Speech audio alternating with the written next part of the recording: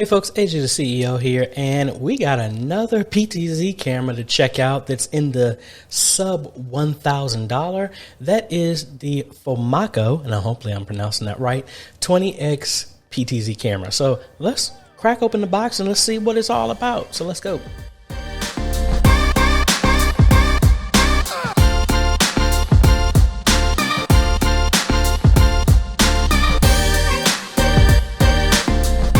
Folks, AJ the CEO here. If it's your first time stopping by the channel, thanks for stopping by. And on this channel, we focus on tips, training, strategies, reviews, and builds to help modernize your media ministry. So if you're new here, consider subscribing. And if you like what we're doing here, consider becoming a patron or a YouTube member by clicking one of the links down below.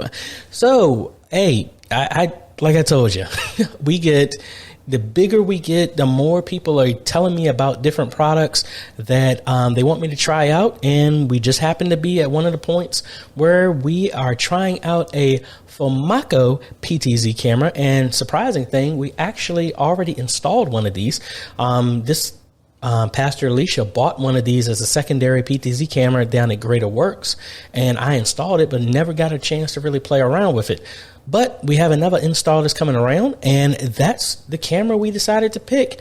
So if it doesn't work, hey, we'll send it back. But I had a bunch of people asking me about them. So let me go over here to the top-down camera. Let's open it up, and let's see what's inside and, you know, kick the tires and see how it works.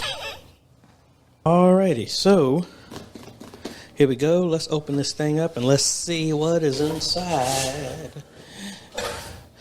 So typically, you know, we got a contact card here. Let's set that down. Oh, and also, I did spend my own money on this, so no company sent this to me. So we got a typical manual, and I noticed that this one is something different than the other PTZs I've seen. This one actually sends a mount. This one is a ceiling mount here. We have some... looks like some footings and some screws. I don't know what they're going to be for, but we'll find out soon. Got some drywall or center block type of mounting screws. What else we got here? All right, that's a RS 423 or 422 block. USB cable. A to A. Have a RS232 cable. Let's see what else we got in here. All right. Obviously a power cable. Power brick. Remote control. And the camera itself. Now, hopefully this is something else here, because I was getting ready to say the picture shows something. Okay, the picture shows something different. So this one actually comes with two mounts. That one is a ceiling mount, and this is a typical like wall mount, which is what I normally use. So that's cool. You get two mounts that normally range from like $30 up to $100, and they actually give you both. And this camera is going for $699. So that's serious. All right, got the little bag there. Got a little cap for the lens. So let's see. I'm doing this one-handed. So let's see our connections down here. All right, our typical connections. You see we have a dip switch for our settings here. RS232 in and out. A 3G SDI cable. Connection, HDMI, USB, LAN, DC 12-volt power on-off switch, RS422 connector, and a CVBS input. So that's like a low standard definition composite kind of output. Interesting. Nothing on the bottom. Got a typical screw mount there for a tripod if you don't want to mount it. We have some anchoring screws down here that you can screw in for the plate. But, all right, that's pretty much it. All right, so let's go ahead and get this thing hooked up. And let's see, first off, what type of, is it PoE? Does it require power? Can we connect to it? I have 2 remotes around here. I got one that's an IP based, which is a new one that I'm getting ready to mess with. We're going to see if we can connect to it and see how we can connect and get all this other stuff done. So let's go ahead and hook up my cable under here and let's see if we can get some power going over PoE. All right, so I have a unified PoE switch here in my network rack. Let me get this little extension hooked up here. And let's see first, can this be powered over PoE? So let's set it off already.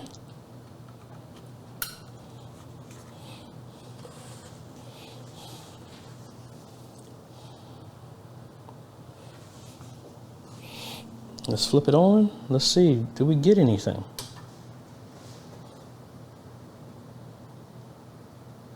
Yes, we do. So it is PoE powered. I have a extra HDMI cable here that is connected to my ATEM. Let's see what we get from here. And see if we get an image. And yes, we actually do. I'm gonna cut over to it right now. So that is the image coming from here. There we go, fingers right there. So we're obviously getting an image. Maybe I should point it somewhere over here. Maybe I'll point it at the TV, see what that looks like. All right, so there you go. You can see the PlayStation 5 right there. So cool. All right, so that's pretty straightforward. Now I'm wondering, typically, how can we connect to this? Let's move the mic out of the way. And I've learned to actually read through the manual so that I don't make any misconceptions on here.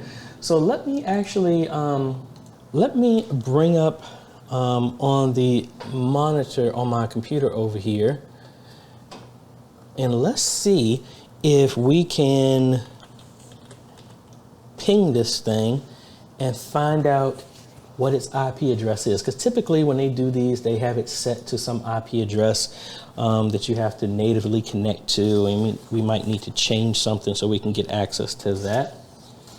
Let's see if anything stands out, and if this doesn't work, we would just go, I should have just gone to my switch, my unified controller. That would be easier to find. Let's do that instead. So I'm here on my unified controller. We're gonna go to our connected clients, and we're gonna look for our uptime. So it looks like this is it. It's only been online for 1 minute. So I would think this would be it, and it is in input number 3 on my switch, and it is pulling power. So that's what I'm assuming it is, and I need to update my switches.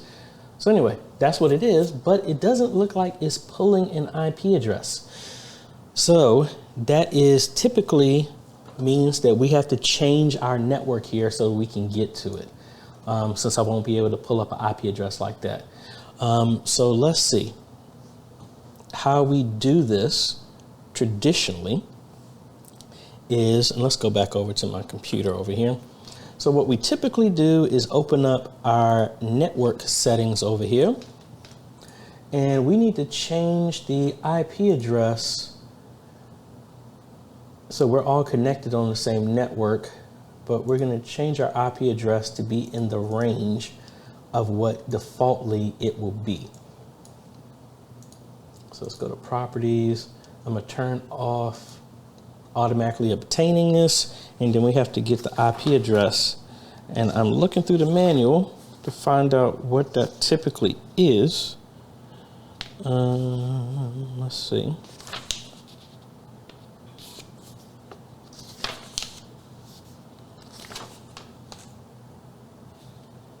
Okay, so it says the default IP address is 192.168.5.163. Okay, that's different. But so let's change ours to that range, 192.168.5, and let's do 100. Subnet mask is good. Okay through the whole thing. Boom. All right, so I have no internet access except through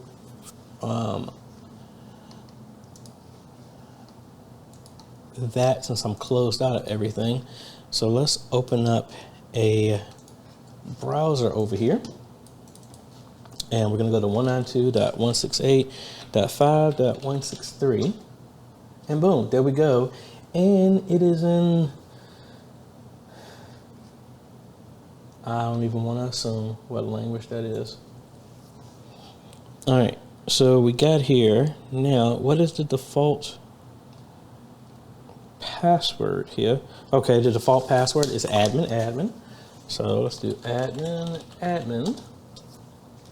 and boom, there we go. And we're already on here. Cool. So completely different interface from the AV cans or the SMT AV or the PTZ optics or the ADA imaging. So let's go to configuration. We can configure audio here if we wanted to. And let me make this a little bit larger so it's easier to see. Let's go full screen. Audio, so we can set it to, looks like you only got mono. Oh no, a mono and stereo. We can set our bit rate. We're not going to do that, so that's fine. Video configuration. All right, so we have a main stream, which is at 1080p, and we can do a substream at lower bit rate, all this other stuff. Frame rate, it looks like the frame rate is at 25. We're going to change that, but I'm at a connected to an ATEM mini, so it scales it anyway, so that's fine. Stream publishing. So it looks like this can stream natively itself. Multicasting, anyway, we'll come back to that. Multicasting, unicasting, video parameters. We can do white balance, auto, do some tuning on the color, do focus, which is set to auto, autofocus sensitivity. We can change the levels, exposure, color we just came from, image. So we can, oh, this is set to auto flip. So all the times when I'm trying to flip the image, this one will natively change. I don't want to reach over. Well, yeah, let's see. If I reach this and flip this over, yay, so it auto flips. So that would make installing that really simple. All right. Low light mode, digital zoom are off. In R, I don't know what that is off the top of my head. And style. Okay, cool. All right, let's go to the video on-screen display. All right, we can show time there at the bottom, and it's January 1st, 1970. So that definitely is not right. We can show a title here, camera 1. Now we need to find where we can change the name, but we'll turn that off. On-screen display, font size, okay, video output. So it is actually set at 1080p 60. So most likely that dip switch is set to go with the menu. So we have a variety of ranges here that we can do. No 24, so we go down to 25, 30, 50, and 60. Or production, 5994, 1080p, 720p, and then down to 2997 at 720p or 1080p there. Okay, good. All right, now networking. This is the main thing we need to switch to get us back on the network so we don't have to change this. Network port, don't really need to change that. Ethernet, DHCP, yes. I'm gonna come back to that because I don't, well, let's just set it. And restart to take effect. So I'm gonna have to restart it for it to pick up, and that's fine. DNS, we can set something here if we wanted to. GB28181. I don't know what that is. Oh well. SRT, RTSP, okay. All right, and then system configuration. Let's see, okay, this is where we can change the name. All right, this is where we can set ID as well too. I believe this is the ID that can go with how we normally do on the PTZ optics, the ADA imaging, and all the other cameras where we give it an ID to differentiate itself from all the other cameras. System time. So let's enable this so it will pull the time and stuff, and it actually already did it. So it got the right time from that quick. So we'll save that, and we could sync it here if we wanted to. This is where we can change the password.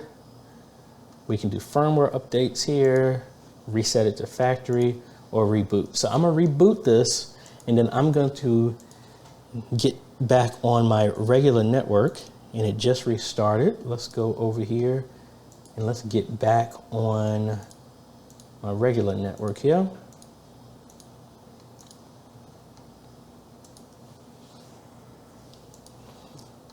And obviously my IP address is going to change. Let me actually go back to Unify and let's see what that IP address now is. Clients, range by uptime. So now we're at, so what, oh, and now it updated. So that's the camera. So let's go back in, admin. All right, cool. So back to configuration. All right, now this part is really good so far. Nothing super fancy or nothing like that, pretty much basic. Now the main question is going to be, how is this going to be able to be connected to? So it looks like from looking at the manual, this can be controlled over serial, obviously, VISCA protocol. So we could connect that over a regular RS-232 connection. I'm wondering if it will let me connect, is it VISCA over IP or something else? It also has Pelco D and Pelco P protocol. So it looks like these need to be manually connected to, and you can't control these like over anything like that. But that doesn't mean that we're not going to try it. So let me pull out this IP controller that I wanted to play around with anyway, and let's see if we can connect to it. Well, guess what, folks? They actually can talk, which is interesting, which is opening my mindset to a lot of these, which was actually pretty easy. So this IP controller is PoE powered as well too. And I guess let me slide this over and maybe I'll walk through the process again. I'll probably do this in another video as well too, so that y'all can see the whole process. But honestly, it was very straightforward. All right, so inside of here, we have a search function. So we'll just hit search. It's searching for on VIF device, and it's searching the network, and it found the IP address that this is on. So I just do add, put in the password, admin, enter, username and then password, admin again, enter, and then inquire, saved, and then what was it, run.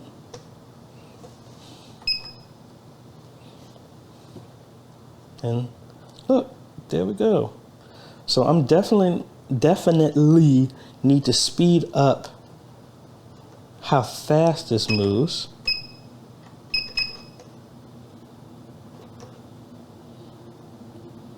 But yeah, twist in and out for zooming. Let me go ahead and bring the camera up and let's see what that looks like, and I'll superimpose these on top of each other. Yeah, so my hand is in the way.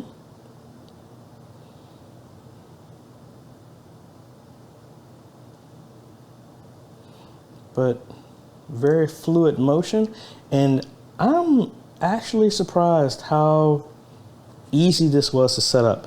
Now my only thing is I'm wondering how it would work to have multiple cameras set up, but I only have one, so not a big deal for right now. Maybe later on, but hey, this is very interesting. Say hi. So we lost focus there. Did I hit something? Okay, cool. Sorry. So yeah, that's pretty much it. So I'm going to be installing this at a church, not next week, but maybe a week after that, because I need to, I ordered this ahead of time for this ministry because I wanted to get a taste of it to see, and I spent my own money on it to see if it was going to be good enough for an install. And what I got, I'm kind of happy with it so far. So what I will do is I will bring y'all along with me and see how it goes and installs, because you never know, might need to replace it. But I will have a link down below. Again, this was going for, with everything that you saw, that was going for $699. And then it said it was marked down by $50, so I got it then. But I have an install that I'm going to be using maybe 4 of these.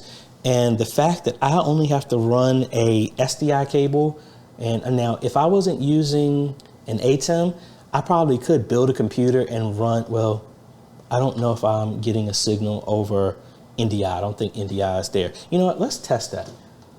Let's see, do we get anything as well on that before we shut it down? So let me go back over to my monitor over here, and we're going to open up the NDI Studio monitor. And I want to see what shows up. So only my computer running OBS is showing up. So no NDI features with this. So pretty much I would have to do HDMI or SDI or RTSP or something like that, which I wouldn't want to do because that's going over to your network. But at least with this, since it's PoE and everything, I only have to run one cable for power, control, and networking, and then an SDI cable or a HDMI cable. So really cool. I'll have a link down below if you're interested in getting one of these cameras. And like I said, let me know if you have any questions. I'm going to have this for about 2 weeks before I install it. And I'll take you along when we install it so you can see how everything works. And I just like the fact that it comes with all this stuff that I don't need to buy separately. So that's really cool. And the fact that I learned that this will work in this IP camera makes it easy. I just need to figure out how to connect and change to multiple cameras, because there's no dedicated camera 1 through 6 buttons like the Huddle Cam joystick that I normally use. But anyway, if you like this type of content, appreciate a like, consider subscribing, and hit that bell. That way you get notified when we come out with other videos to help modernize your media ministry. I want to thank the patrons and the YouTube members for making this video possible. Their names on the screen right now. And you too can become a patron for as little as $1 a month, or you can become a YouTube member by clicking the join button down below. No matter which way you pick, folks, you are helping us train media ministries all over the world. Thanks for watching, folks. This is AJ, and we will see you on the next video. Later.